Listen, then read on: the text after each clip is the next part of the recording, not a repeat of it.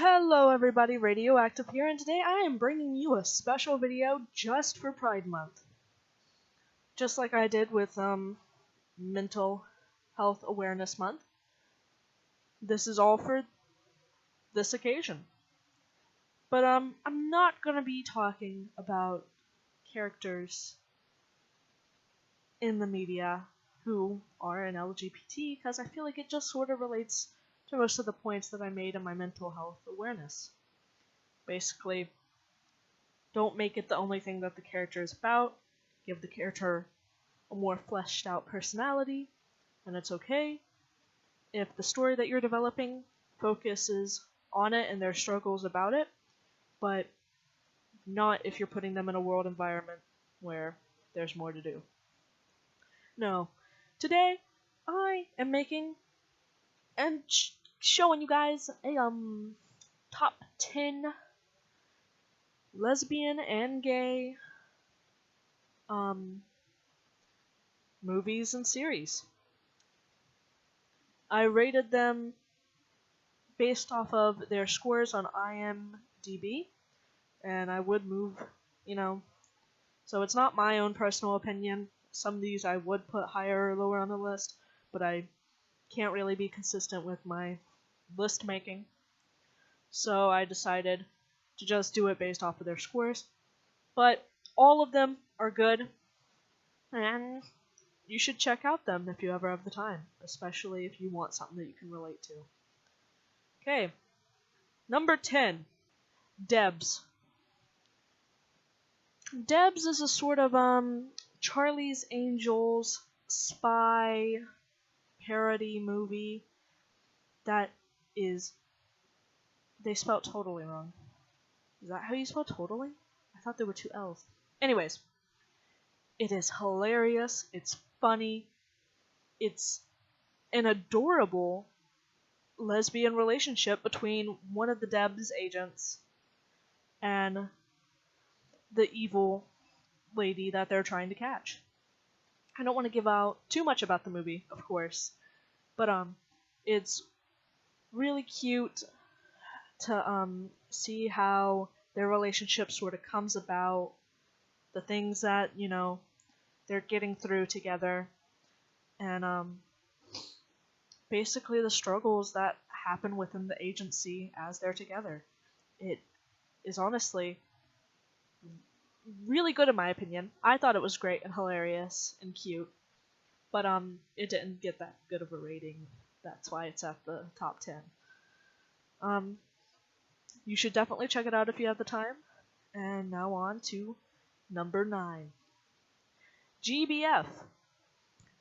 GBF is a movie about two gay friends where one wants popularity and he doesn't get it, but his friend gets drafted into it and becomes the GBF, gay best friend, of the local popular high school girls. As they fight for him and provide a dilemma between the friendship, it's honestly pretty funny and relatable, and it's interesting. I also thought that there were some cute parts in the movie, also some weirder parts, but all in all, it was a good movie. Not gonna preach about this one as much since, I didn't find it as good as Debs, in my opinion, but, it did get a higher score. Now, moving on to number 8, Geography Club. It's been a long time since I've seen this one, so let me see if I can hopefully recall the details correctly. I think this is the right movie anyways. This is a movie about some kids who have a secret LGBT club that they just titled the Geography Club. It's like a gay version of the Breakfast Club, kind of. But it's really nice, it's cute, the characters are relatable, it's pretty good. You should definitely check it out if you have the time.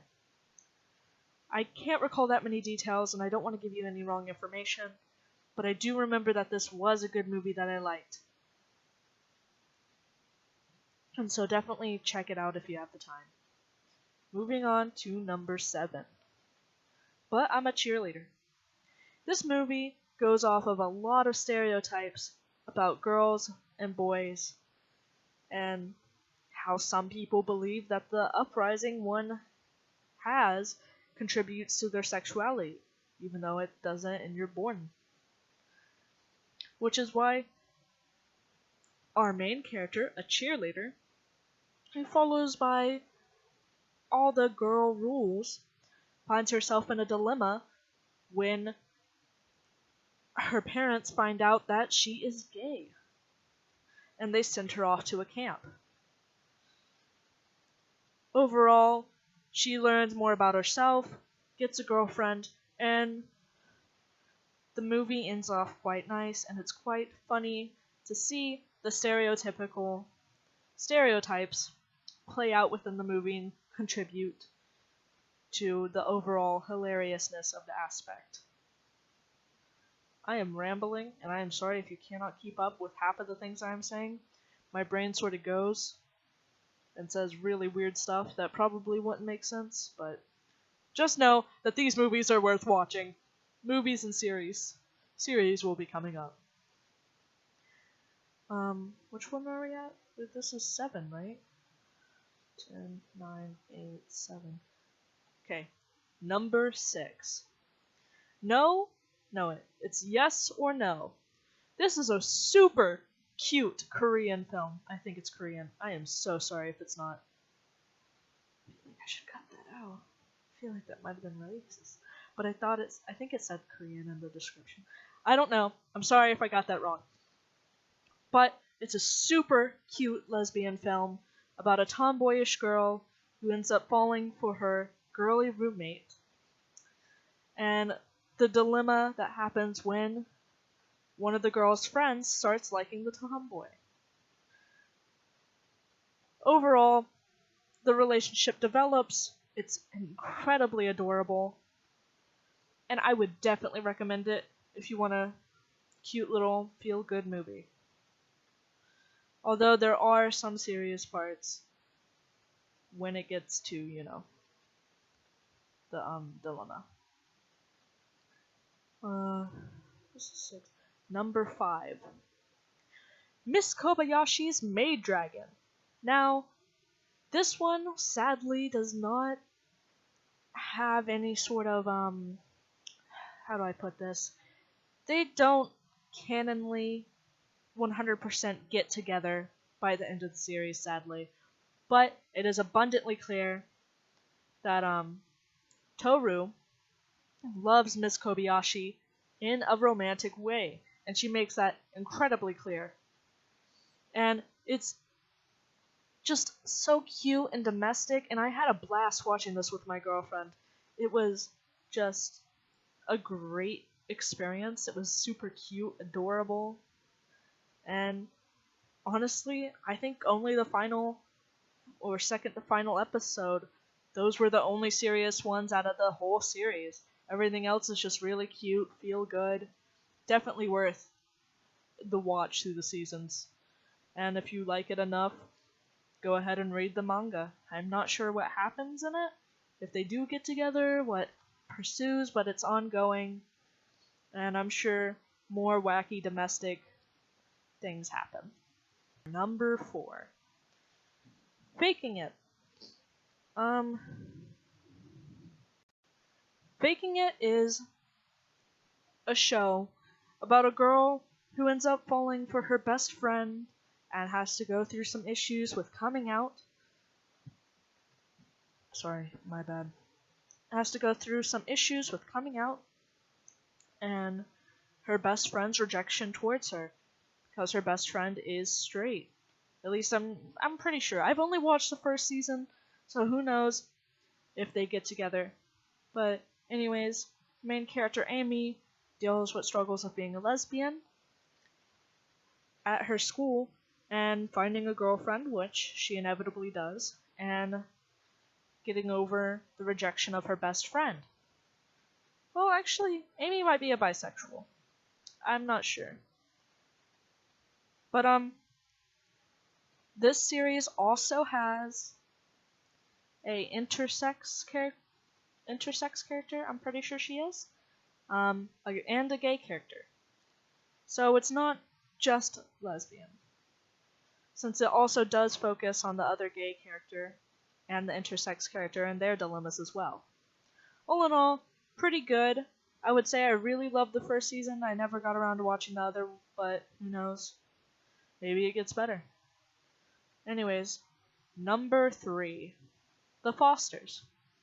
Now, I will admit I do not know much about The Fosters, but I know that it's about 2 mothers who are raising their foster children, some of which are gay or lesbian, and I know that there's a transgender character somewhere in there. And I'm not 100% sure about how good it is, but I know that my cousin will probably rage on and on and on about how good the show is. And after seeing a couple of episodes with her and seeing some stuff about it online, I would say it's probably a really good choice if you're looking for LGBT media, but I do know that it's not all they focus on. Anyways, number 2, Orange is the New Black. Orange is the New Black is very interesting, and I quite like it, because even though it has such a wide, I can't say that word, even though it has such of a wide cast of characters, you get to see each one individually, and a lot of them are lesbians. Whether it's because of their situation being placed in an all-girls prison, or, whatever, it's how it is, and there's a lot of characters, and it's really interesting the way that they play it out in the movie. Show. Oh god, I'm tripping over my own tongue. But it's definitely worth the watch through the seasons. I quite like it from the stuff that I have seen about it, but I have not seen everything. The only awkward parts are probably the sex scenes. Watch out for those, I guess, if, that makes you uncomfortable. Anyways, now on to number 1, Yuri on Ice. This show was incredibly cute, adorable. The relationship between Victor and Yuri as they get together it's very interesting, especially because of the characters' personalities and how they seem to clash kind of with each other, which tends to happen in LGBT movies. How they tend to clash a bit with each other, yet intertwine so perfectly to create this really cute, loving relationship. And they're even gonna get married. Come on. I don't know about any of these others, but I'm pretty sure none of them got married. But in this show, it's adorable, it's creative, and not only the relationship between the main characters themselves, but the relationship with the main characters and all of the other characters in the show, it feels real, unique, and it just kind of grabs you. Honestly, the show was really inspiring to me and made me want to work out and strive towards my goals. It's honestly quite great, and I would say definitely watch it. At least watch, 1 or 2 episodes.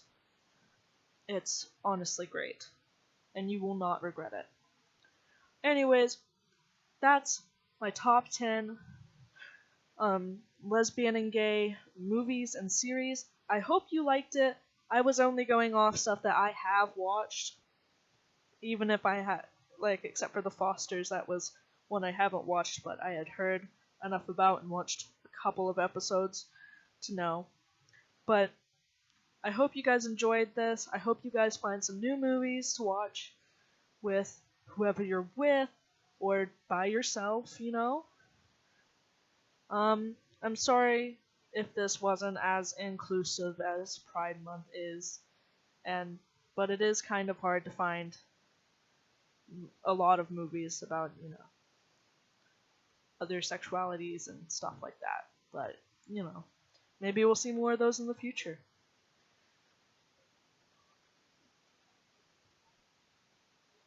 Anyways, happy Pride Month, and stay awesome and stay true to yourself. Bye. Everything is deadly.